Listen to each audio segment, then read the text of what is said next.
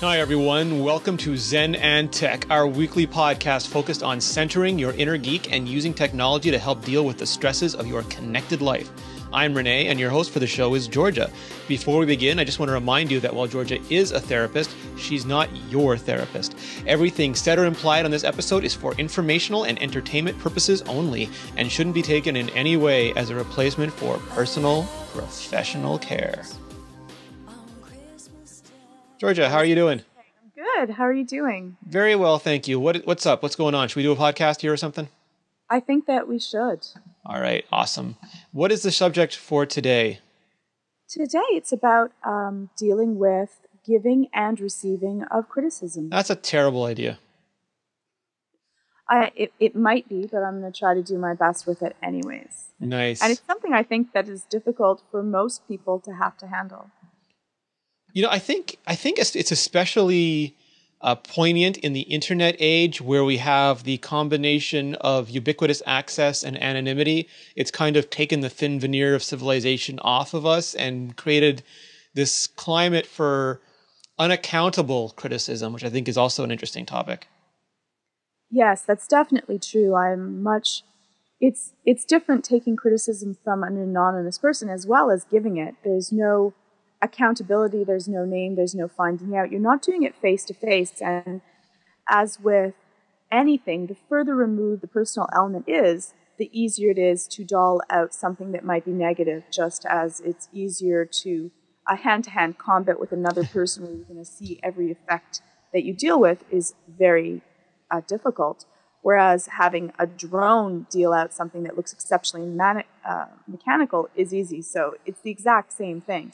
So we hear some fantastically horrific things on the website being said to people. You're like, oh, I wouldn't even say that to my worst enemy, but it happens.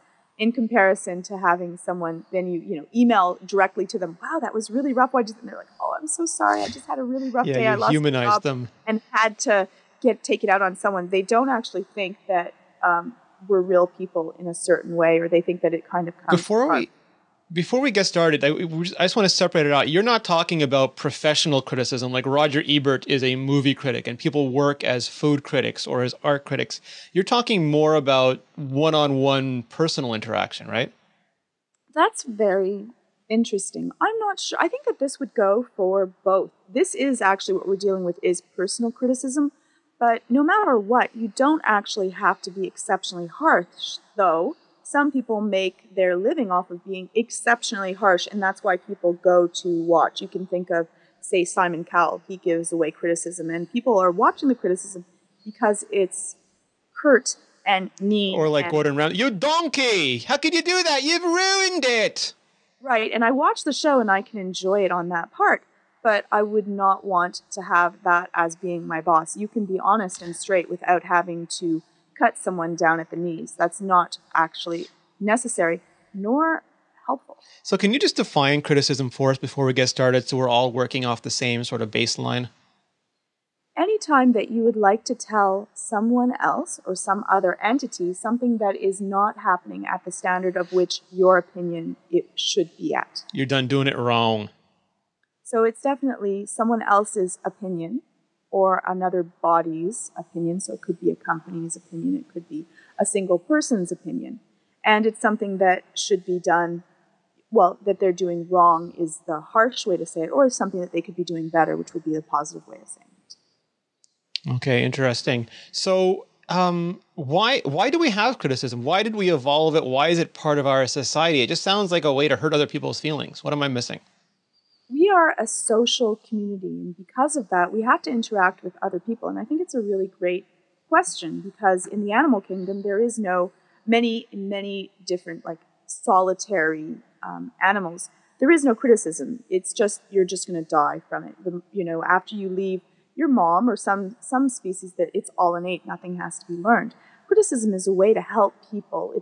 And I don't even know if I like the word criticism, but let's say, positive reinstatement or trying to change a behavior is so that someone's going to do better for themselves.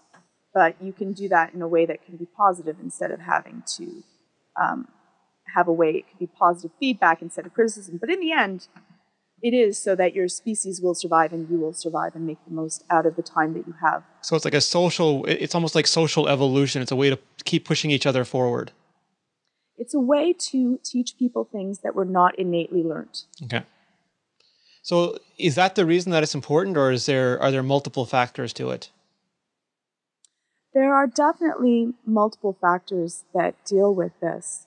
It's something that is in some ways exceptionally important, but really difficult in how to deal with. I think that sometimes, I think it's one of the hardest things to have to say, is because it's something that you're doing wrong. And I think it's really hard for people to hold something that they're doing wrong. And I think that sometimes they take the steps of taking it exceptionally personally and defensively. And so they attack the person that is giving them the, say, positive feedback and or criticism. And no, you! Criticism is something that can be beneficial.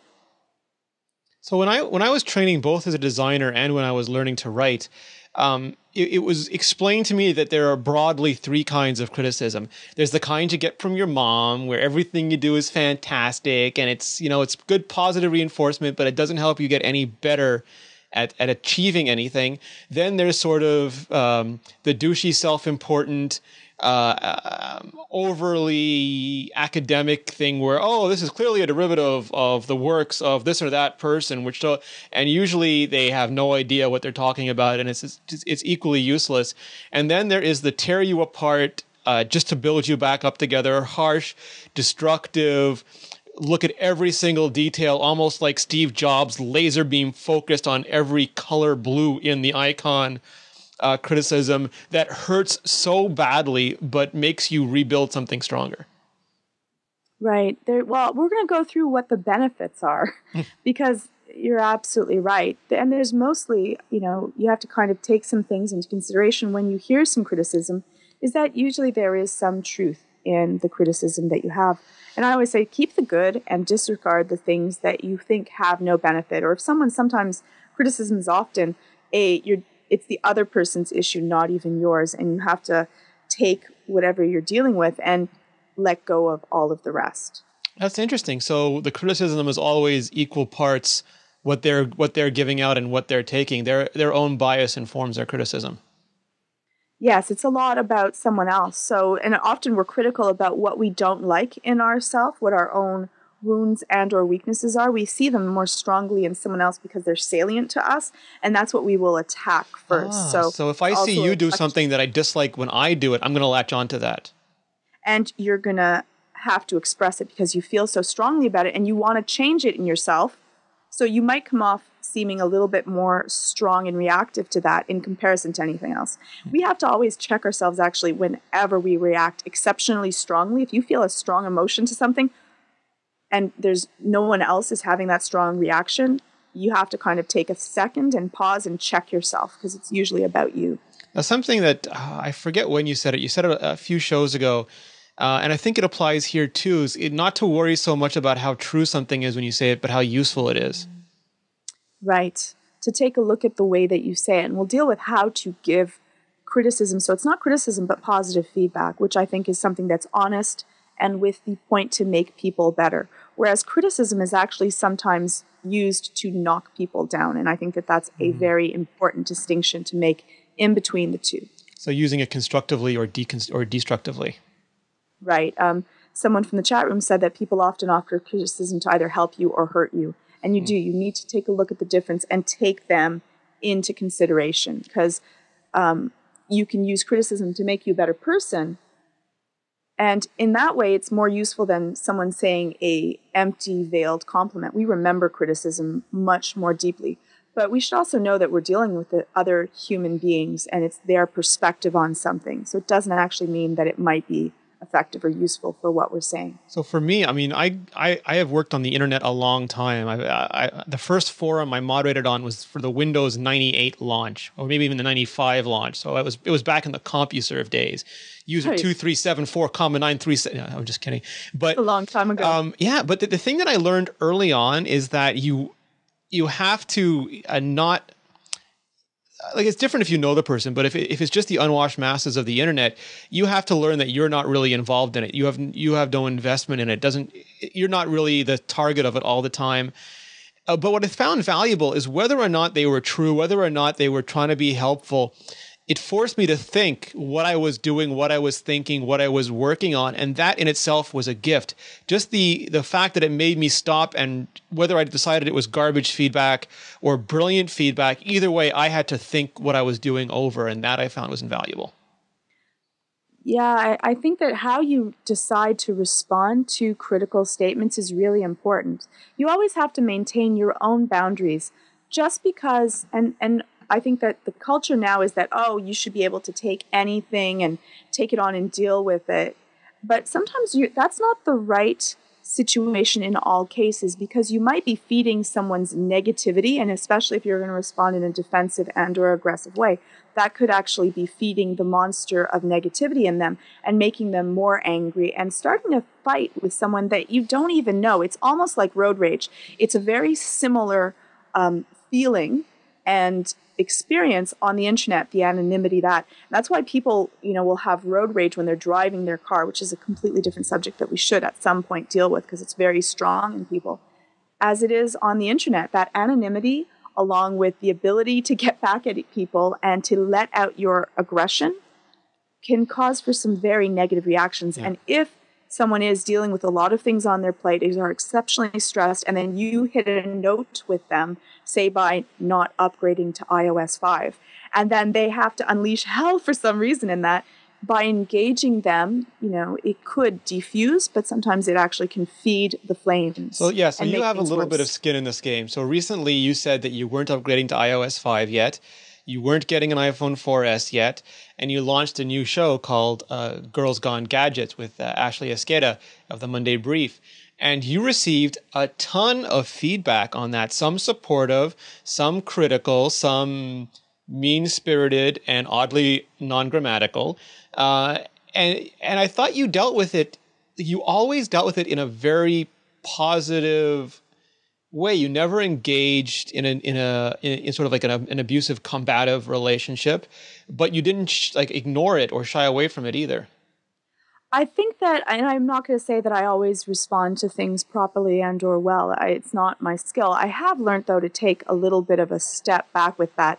I'm not saying that it doesn't, if someone says, wow, that was really horrific, yeah, it still hurts just like it would to anyone else. But I try to use the tenets that it is not exactly of me. And I'm lucky that most people are exceptionally good and sweet and kind. And even when they give out criticism, they use our ways of making it positive feedback instead. So we can use it to make something that will be better. I remember once someone had said that I say too many times when I'm doing a review. And I use that and I try to work at it and deal with it better and have a nice interaction with that. So I'll go through what I use to respond to criticism. And then you can tell me, Rene, what you use to just respond to criticism as well. So one is, if I'm upset or bothered by it, I don't respond right away. I think any action that you make that is in fear or anger or negativity or feeling defensive is never going to be the right one. So I pause. I wait a little bit and I can reply later. Which was advice you gave last week in the communication show. Yes. Pause. Pausing is great, especially in a personal interaction. I've been using that. It's fantastic. Just wait and smile. It also reorients attention, because when you pause, people look like, someone actually stopped talking around me. What's going on? And they look at you again. Then you've had time to keep going. Right. I try to take it as I can use this to make myself better. And where is the other person coming from? For me, it's all about the intention. If someone's intending to hurt me, I'm going to feel hurt. If someone's intending to make something that I'm doing better, great, because I really want to do a better show or have a better product or do better reviews so that the people that I'm reviewing things for will end up having their best foot shown forward as well as myself. Again, from last week, you leave the interaction with people feeling better than when you started it. Yes, I love that, actually. I love that. Don't engage in negativity. If I'm not going to have a mudslinging war, and I think that this one is, I have done this before. I am a little bit more aggressive, than maybe some other people. You defend your friends more than you defend yourself. I am a fierce friend. I like to defend my friends quite strongly at times. And sometimes I even for myself, done a little bit of monthly slight, something like, like, how could you even say, like, I might say something quick if someone says something. But in the end, I don't think that defensiveness is a winning strategy. I don't think that you should allow yourself to attack others because they've attacked you. It ends up making everyone feel hurt after. And I think that will take away from the conversation instead of adding to it.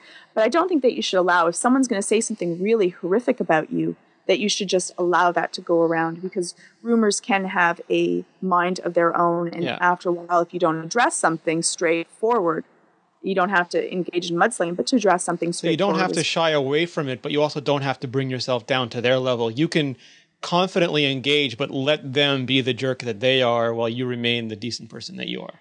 Right. And then don't take it personally, and know that especially if you're in a public forum and a lot of people are taking a look at you, you're going to have more, you're going to be enjoying the risks, but also people are going to keep you in check, which is actually a wonderful thing that can keep you humble and trying to do a better job and make you a better person. And if you can take it that way, you don't want to be so angry when someone questions you. I'm going to say perhaps some CEOs do that, or even movie producers, that you end up being without any checks and balances. You don't want to be George Lucas or Anne Rice. Will you say what you're saying? And you might end up making a movie that has characters in it that are completely inane, wooden franchise. Yeah, Jar Jar, mostly rendered. How do you deal with criticism, Rene? And what works, and perhaps sometimes we do things that don't work, but what do you find works? So, I mean, it depends. My usual instinct is I ignore anything that is a personal attack. I very seldom engage. I'll usually just delete it or ignore it, because to me, that's not a discussion. I mourn when an argument was not like a yelling match, when an argument was people, giving strong opinions and passionately engaging in a discourse. But if it's just a personal attack, it's not very valuable to me, and I have very limited time, so I'm not going to engage in that. If it's constructive criticism, whether I agree with it or not, I always thank and acknowledge it, because if someone took the time to put their thoughts down and share them with me, and I think that's incredibly valuable. So I want to make sure that I recognize that. And then I try to state what I was trying to do, just in case I haven't done that clearly, because I think a lot of times problems in communication are the genesis for a lot of disagreements. And then I try to always give the idea that I did hear them and I'm taking steps towards addressing it. And I think that always leaves me better off. I love that. That's a really great point, that you let them know that you're taking points to address it. You're going to try to make it better. When we get critical statements, say, about any of the shows that we're doing, or someone says, you know what, it would be great if you did this. I love the fact that we try to be really good about saying, yeah, well, we're going to try to put this in. This is where it's standing. We can't always do it because of the amount of volume of people that write to us and talk to us. But I love that. I think that's a really way of saying that, yes, I heard you, validating someone else for the communication episode, and that we're going to do something to make ourselves better, and that it's not going to happen. We're going to try to make things better afterwards. We're never perfect, and we fall back into the same habits. Well, I think a lot of it that's the way to say it goes back to one of the past shows when we did that whole episode on your expectations aren't my obligations. But a lot of times when you look at something, you bring so much of your own baggage and expectations to it. Like, for example, with Girls Gone Gadget, some people thought you were doing a very different show than the show you were doing. They expected something, and when they didn't get it, they had a negative reaction. And we just tried to tell them the kind of show we were making, so that next time when they watch it, whether they like it or not, they're going into it with a better understanding. And I think that expectational divergence is what causes a lot of this too. Yes, I think that people appreciate that. I think that it's important to also look at the way in which you give out criticism if you do not like something that's happening, so that you'll get the best response. Now, sometimes people don't want that. They actually are so angry, they just want to, their intent is actually to hurt. And so they, you can just skip this part. If you're upset at someone and you want to hurt them, you're not going to choose to make it positive feedback. But most of the time, if you want to think of it, again, that rule of thinking with the end first, if you want someone to do better and to become better, there are some ways that you will help them listen to something that might be very painful for them. Often our weaknesses are almost wounds. So if someone says to me, I'm not exceptionally good at spelling. So if someone says to me, I've embraced that as of now, thank the Lord, for spell check. But if someone, had said that to me many years, wow, you really can't spell, it would have hurt me, even if they said it as that, because it's something that was very sensitive to me. And you have to know that this might be something that someone has dealt with very hard, and they might even have improved. And it's their sore spot, and you're kind of rubbing their nose that they still have this issue. So you should be a little bit thoughtful when you say something back. That's a good point. Are there any tips in general? Because we spoke for a few minutes now about receiving criticism. Do you have any good points for how to give it? Like how to, I guess, if your goal is not just to be mean, but your goal is to actually help someone improve their craft or anything, how to go about doing that? This deals a lot with leadership and being a good leader. So by leading with example, so the way that you accept criticism is also really important, especially if you're in a leadership role. So you don't want to freak out if someone else tells you that something else maybe could be done in a better way, and make sure that you're a good listener as well.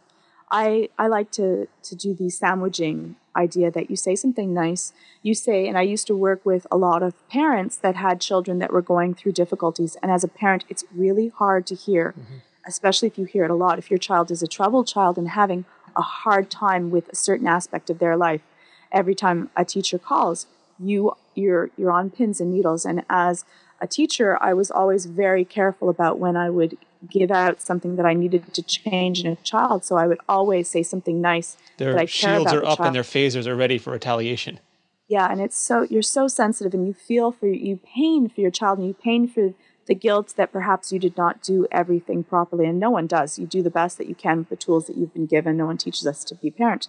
But you should, sandwich it. Something nice, the criticism, which should be constructive and nicely said in a positive manner, not in the negative way.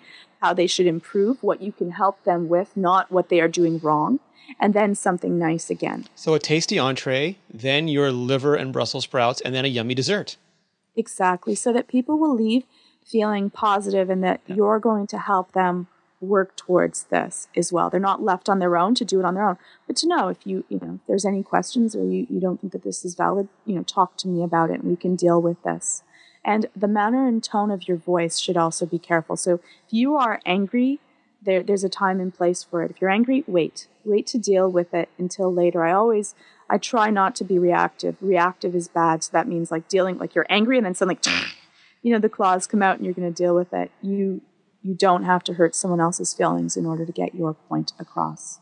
Do you think that because we have these TV shows and we see Gordon Ramsay calling people donkeys and Simon Cowell making people cry and even stories of like Steve Jobs calling people a bozo, that because our culture has this, we've become, we kind of imitate that in our own way and it becomes more theatrical and less human? I think that's a great point. I think that definitely has a lot to do with the manner in which people interact. And since it's funny and it gets ratings and people commend these people pay them millions of dollars, harsh and mean and demeaning other people, we're almost saying that that's the way to do it. You are the weakest link. Goodbye. I think you're absolutely right. It has desensitized us to treating people that way. And often, if we're the ones that are in the hierarchy, in the higher position, we don't know how it feels. I actually saw a Gordon Ramsay episode where he was shown a video of a steak that was horrible, and they showed the video of it to him. He could not take criticism exceptionally well. He freaked out and actually left the interview because of that. So just because you do that to other people doesn't mean that it's not going to do to... It's almost like a bully complex where you're really good at dishing it out but not taking it. Right. And you don't have to if you're going to give someone else some positive feedback, and it might be something sensitive to them, it would be nice if you did it in private instead of in public, especially if this is a family event or you're dealing with someone that might be a little bit more insecure or a little bit more aggressive. It's usually because that they're worried and very sensitive. To do it inside of a private place, they might take it much better than dealing with it in public. Then you have to deal with, they might have to then show their bravado and their dominance in front of, say, their wife or someone else that they're trying to impress. Or the workplace or whatever. or in the workplace, and it's disrespectful. Yeah. Even if you're doing that to, especially if you're doing that to someone that works for you and is trying the hardest that they can, and has to keep on working with you and with everybody around you. Right. Yeah. I love the Eastern philosophy of deal with it in a way that you can make things better, not as personal characteristics. It shouldn't be, well, who did this wrong? Instead, you should work on, as a company, how can we make this right? You don't have to find out who did something wrong. They know that they did something wrong in order to deal with it and have them, put onto a pedestal to throw tomatoes at. You can just deal with it as, this is something that's been happening. Let's make it better. And how do you think that it's not about blame. It's about fixing it. Love that. Yeah. I love that. And it's, you could use humor as long as it's not laughing at the person, and your own personal experiences of times that you messed up. And remember that we all mess up. We're all imperfect. Yeah. And that's the way that you deal with it. And once you say it, once you give a criticism, and this we can say to husbands and wives, once you've said it, the other person said they've heard it, allow it to be let go. I'm not going to say I've never, ever rambled on before, but try to let it go. Well, and that's what you said earlier. It's because sometimes it's, and I don't want to sound all Bruce Lee about it, but sometimes there's emotional content behind it. It's not just the criticism. The criticism is a way for you to vent, and it has such, especially in a long-term relationship, a marriage, if you've got a business partner, every word is not just that word. It's the sum total of your relationship behind it. And sometimes that's the aggravation and frustration. And criticism seems like just like it's this little tiny window that suddenly opens and whoosh, everything comes out with it. Right. I think that J.J. Wicks mentioned that sometimes that when he's feeling reactive to something, takes a little bit of a time out, walks away, does something else, gets his mind off of something. I think that's a fabulous idea. Before you say something that cannot be taken back, give yourself a little bit of pause, give yourself a time out, take a walk, take a breath, and then you can deal with it a little bit better after that. Go to buy an ice cream. I like that as well. I quite often will draft emails that I want to send and then just delete them because I realize at the end of doing it that it's not constructive, but I had the cathartic release of putting down in a written form what I wish I could say or what I thought in the heat of the moment to say. It's kind of the best of both worlds for me that way. And it allows you the time to reflect, and writing it out, or I write it out personally, or even doing it in email. You can look at it as a third person and see what you've written. Try to never hit send if you're feeling angry. It's already, you know that you're going to have a email or angry or scared or insecure or upset. Any strong emotion. Drunken rage. Even exceptionally happy, you might say things that you really should think about and give yourself pause for beforehand. Because in the end, you can learn something and make someone better. You can learn something about yourself. And sometimes it's better to walk away from something than to criticize. It's not always necessary to point out every single flaw in small detail. Again, perfectionism is good for certain things, and for other things, it becomes a constant battle with someone else, and you don't want to always be the person that's pointing out positive feedback. If I can sneak in a little tech tip, they have, like, for example, Gmail has, I think it's still in labs. You have to go and look for it, but you can enable something that holds your email for a while. It doesn't send it immediately. So you can stop sending something. Like you hit send, and then you have that moment of clarity. Go, oh, I really shouldn't have told him, that boss, girlfriend thing, that, and press the unsend or the stop button. I think that, especially if you are a highly emotional person, or you're just for a short period of time, you're in an emotional relationship, that's something really good to turn on. I think that you're absolutely right. That's a brilliant way of dealing with it. That might be a good tip too. Yeah. I don't know if you've already written one up. And if it's in a forum, you can go and delete things. And then even if someone else has seen it, started commenting, your post is still gone. And they just look like they're replying to nobody. I mean, that's fine too. Exactly. And make sure that you're careful of who you send things to. Yes.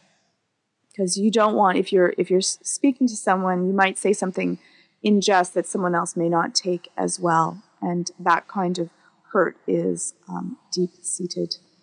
And I think it's everybody's reaction, because humans are fairly ego-driven creatures. Everybody has that initial tension when they hear criticism. They kind of get their armor on, like I said, the shield's up, phasers set to retaliate. So even if you are in a craft where you want literary criticism, or you want artistic criticism, or you want to get better at what you're doing, you have that moment of defensiveness. So maybe like when you are giving criticism, and someone is looking like they're not taking it well, you can slow down and let them kind of almost like jumping into really cold water, let them acclimatize themselves before you continue. I always question myself when I'm thinking something, because it could be true, but will it actually be helpful what I am going to say to them? If not, why would I choose to say it? Some people want to say it just because to pump up that they are right with something, or that they've realized something in someone else, they've had a great aha moment, and they've seen a flaw in someone else, and they're going to let them know about it. That may not be the best of reasons. If you need to step upon someone else to stand higher, you probably don't actually need to stand any higher anyways. It's that great line from Zen and the Martial Arts, where he talks about lengthening your line, not cutting other people's. Line. It is it's a cute book too. Yeah, criticism shouldn't be a weapon, it should be a tool. Exactly. It should make everyone's line a little bit longer in the end. Aristotle has a really nice quote. It says, "Criticism is something that you can easily avoid by saying nothing, doing nothing, and being nothing." Criticism will have as much power as you allow it to in yourself. So if you have something that someone said that was critical and it's still rambling on within you, or you remember hearing it, or you're being overly critical of yourself, it is always better, if you are down and hard on yourself, to lift yourself up than to kick yourself down. Yeah. So we often are critical, that negative critical, personal critical criticism. We think that that's beneficial to us, and it's really not. Instead, if you are down, think about, what would I say to a friend? If you're being mean to yourself, always say, what would I say to a friend? And would that be beneficial to them or not? Any idiot can go through life never offending anybody. Normal humans, we go through these things, we get criticism, we give criticism, and it's an important skill to develop. And try to remember to be good to other people. Again, you can drop, it's the pebble in the water phenomenon, that you can drop something that is negative into the water, and the ripple effect will be negative among all areas of the water. You can do the exact same thing with something positive and drop a pebble of something said that they can make better and to do better with. And the same thing, that positive ripple will happen all the way across the water, and you'll make some positive change. So instead of me telling you look horrible in green, I should say, wow, Georgia, I bet that would look really good in blue. Exactly. Nice. Exactly. I got it. That's a version I can understand. Good. So where can we find out more about you? You can find me on Twitter at GeorgiaTIPB, and you can also find me on the website www.ZENandTECH.tv. Nice. And you can find me at Rene Ritchie. You can find both of us at Zen and Tech. You can email us at podcast@ZenandTech, or leave a comment on the blog when the show goes live. We are here each and every Sunday, roughly 10 p.m. Eastern Standard Time now. For all of our shows, head on over to mobilenations.com/shows. You can find Zen and Tech, Super Functional, Iterate, iPad Live, iPhone Live, Crackberry, Android Central, Girls Gone Gadgets, and all sorts of other shows, and some new shows starting soon. Georgia, I want to thank you very much for being here, and I'd like to thank our fabulous, fantastic chat room who makes every one of these shows that much better. It means so much of us. There's some people that are there every single show. It really touches me that you would choose to spend time listening to us and being there with us. So a true heartfelt less than thanks to everyone that comes in live. And please let us know, send us how things have affected you, things that you think would be better, how you deal with criticism. Homework. I forgot to ask you for homework. Oh, it is in trying to use, instead of being critical, the next time that you are, your husband for the umpteenth time left the cap off of the toothpaste, or that perhaps miserable. Yes, or perhaps someone said something to you. The wife left the toilet seat down. Try to take it and or give it in a positive way. We have to help people go onto the bridge by using positive reinforcement instead of being harsh to others that are in our lives. So practice it out and see if it makes a little bit of a difference for you, and let us know. And if you're listening to the show, we also now offer it to you in video. You can go to youtube.com/mobilenations, or you can subscribe to the Zen and Tech video RSS feed, or go to the Zen and Tech video show in iTunes. And no matter where you find it, please subscribe, please leave a rating. It means that there's a better chance for iTunes to feature us, chance for us to find more people and have more wonderful folks to talk about this with. And that makes us happy. And means a lot to us. So thank you, everyone. Have a good night, everyone.